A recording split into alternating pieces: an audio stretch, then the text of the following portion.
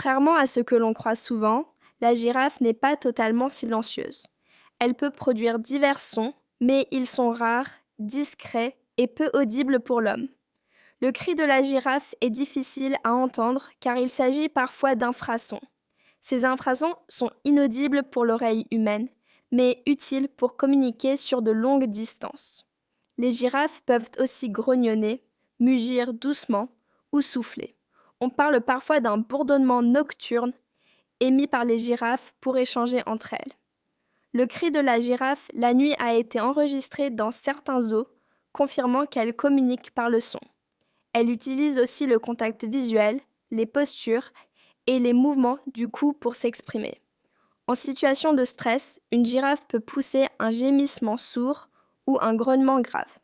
Les petits girafons émettent parfois de petits bêlements pour appeler leur mère. Les vidéos du cri de la girafe existent et mais leur son est souvent amplifié pour être perceptible. En réalité, la girafe peut produire des sons de basse fréquence que les humains perçoivent très difficilement. On pensait autrefois que la girafe ne faisait pas de bruit du tout, ce qui est faux. Elle reste simplement un des animaux les plus discrets vocalement de la savane. On peut écouter quelques sons étranges de girafes en MP3 ou sur YouTube. Ces sons sont parfois comparés à un vrombissement, un gargouillement ou un mugissement doux.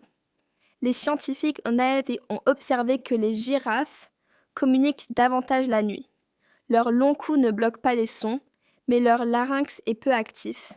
Le cri de la girafe est donc plus un murmure qu'un cri strident. Derrière leur silence apparent se cache un langage merveilleux.